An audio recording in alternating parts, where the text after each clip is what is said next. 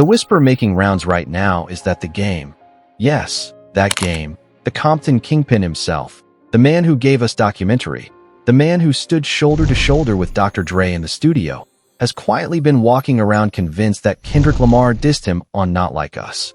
Let that sentence marinate for a full second. Not Like Us. The most surgical, most devastating, most globally detonated diss record in modern hip-hop history.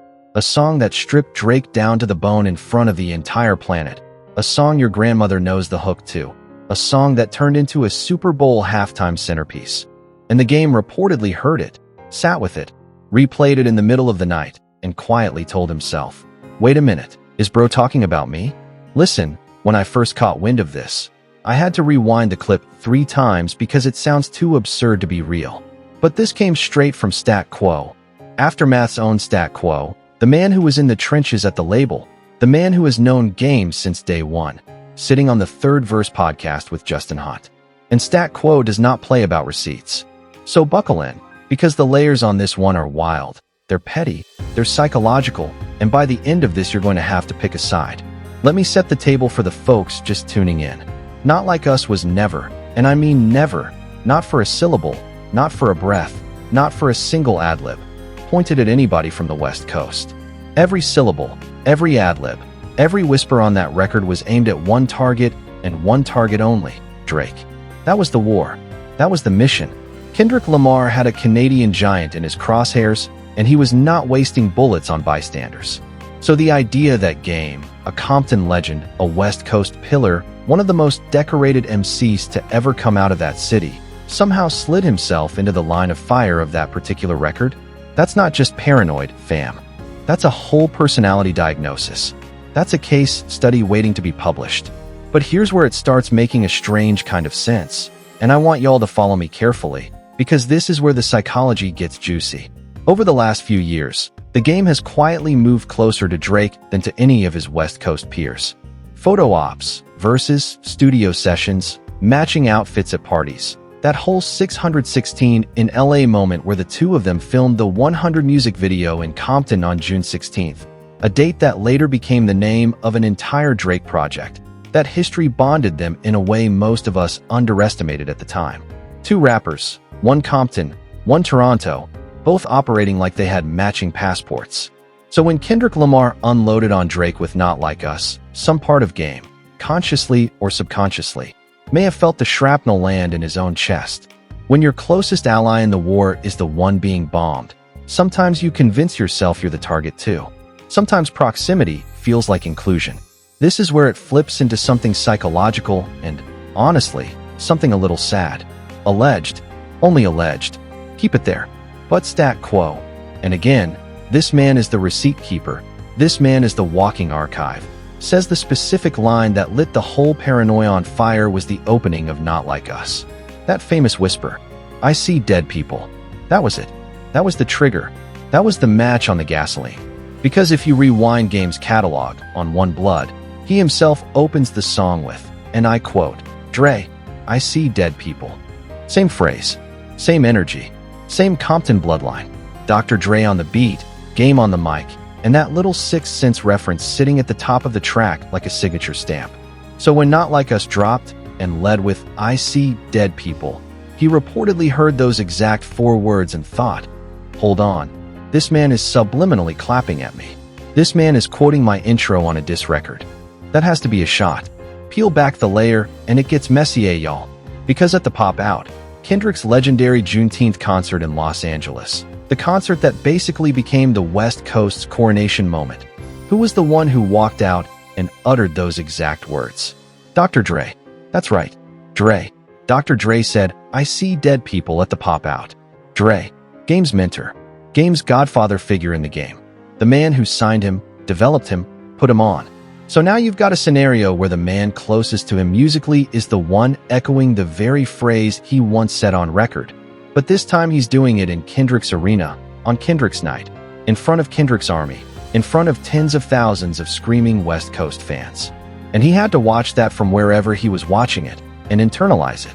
Sis, the disrespect he must have felt in his own head. Off the charts. Off the map. Even though, and this is the critical part, Nobody was actually disrespecting him. Nobody.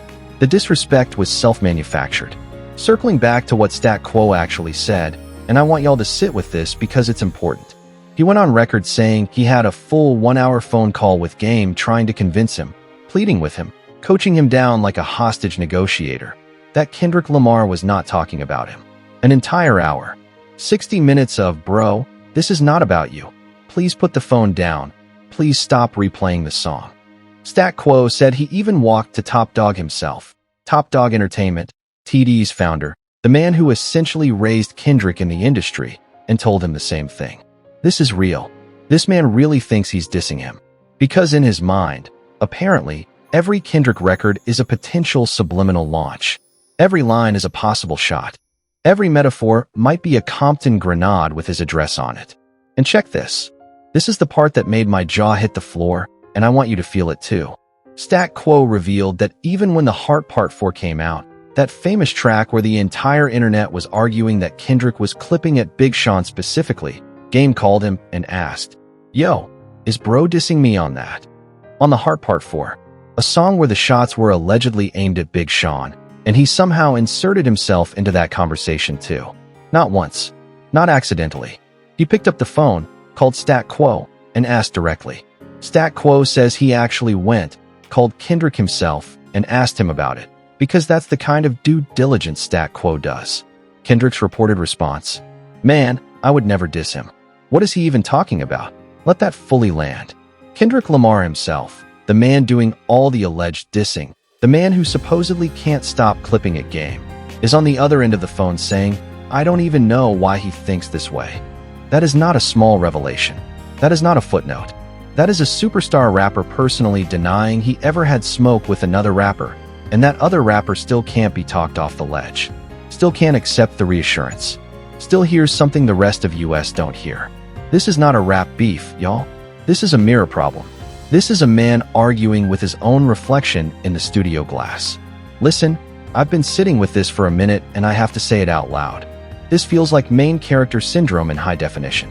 This feels like Game hearing every Kendrick Lamar bar through a filter of, what if he's talking about me? And when you catch yourself doing that on multiple different records, across multiple different years, that's not coincidence. That's a pattern. And patterns tell on you. Patterns are the receipts psychology leaves behind. Patterns are how you learn what somebody actually thinks about themselves. This is where it flips into the guilty conscience theory, and I want y'all to think about this one carefully. Because, think about it. If someone drops a record and you immediately feel personally attacked, and there's no actual evidence in the lyrics that the record is about you, then one of two things is happening. Either you're projecting, or you're carrying something you know could be a target. Neither one is a good look.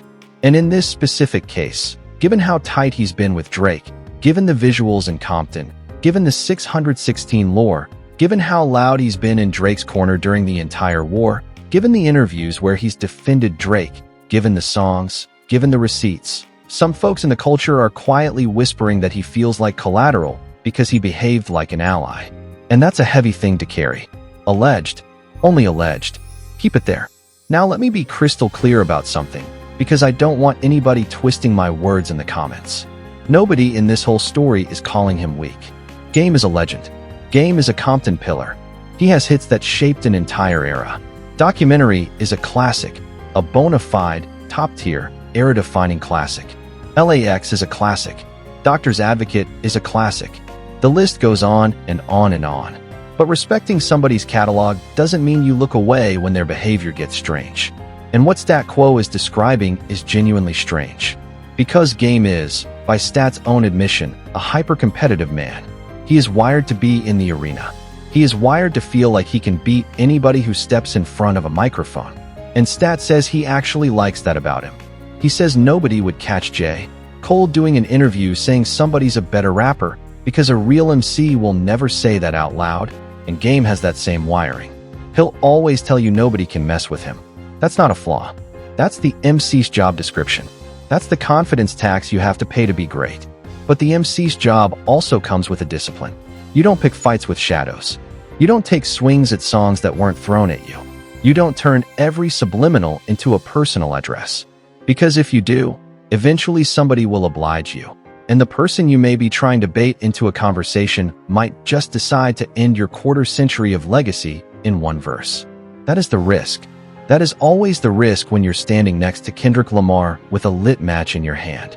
This man is not somebody you provoke for content. He is somebody you provoke when you're ready to lose everything.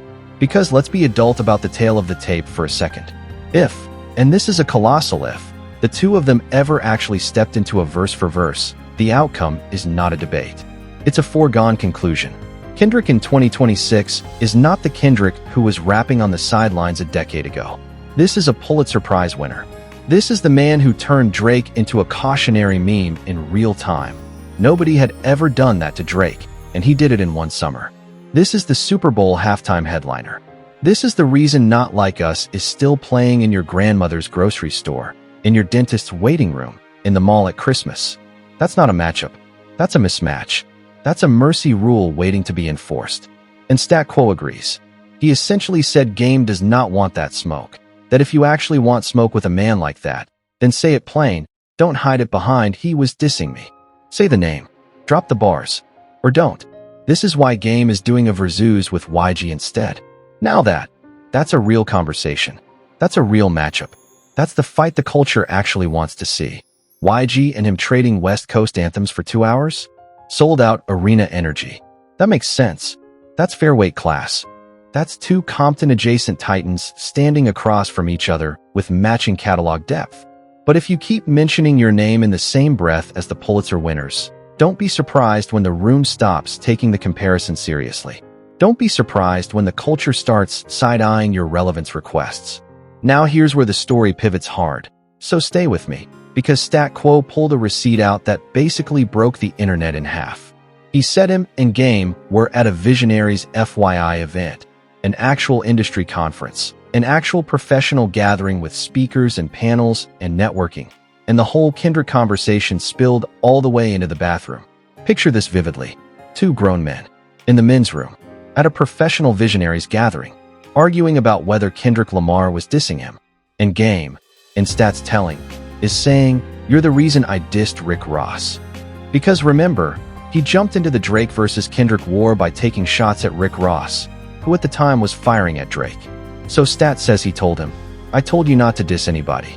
I told you to sit this one out. I told you Kendrick wasn't talking about you."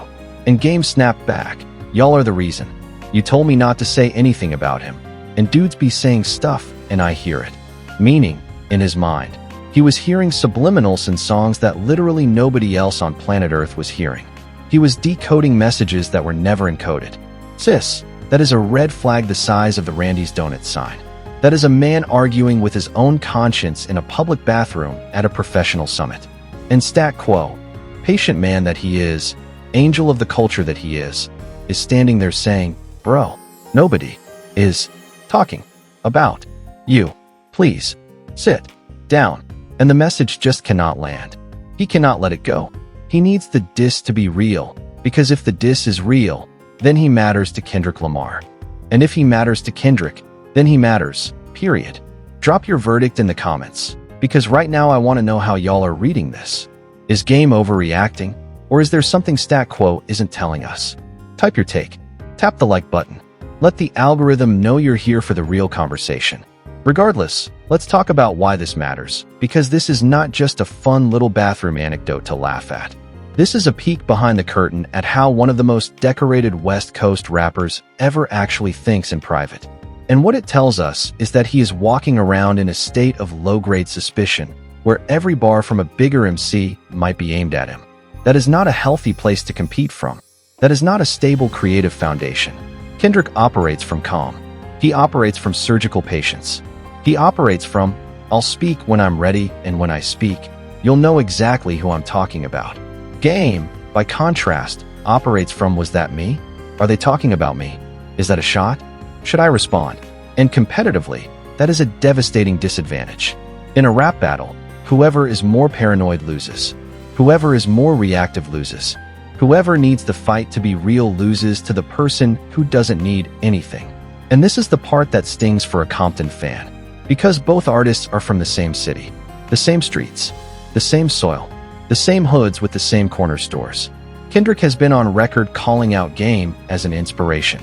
They shot a whole music video together. In that video, The City. They stood next to each other in Compton for a photo op that meant something to the culture, that meant something to the West Coast, that meant something to the kids watching. And now, allegedly, one of them is up at night wondering if the other is subliminally chipping at him on the world's biggest diss record. If that's not a heartbreak of the culture moment, I don't know what is. That's not beef. That's a family drifting apart in slow motion. Stat Quo, bless him, kept saying on that third verse podcast, I am his conscience. I am the one who stops him. I called him during the Rick Ross thing. I called him during the loyalty thing. I am the guy. And you can hear the fatigue in his voice when he says it. Like, imagine being the man on speed dial whose entire job description is talking a Compton legend out of every misread lyric. That's not friendship. That's not a job. That's community service. That's volunteer labor for the culture. Somebody needs to build Stat a statue. Now, and I want to be honest with y'all, because I try to keep it balanced on this channel, some of what Game is doing might actually be strategic, might be calculated. Because in 2026, in this hip-hop climate, attention is currency. Attention is oxygen.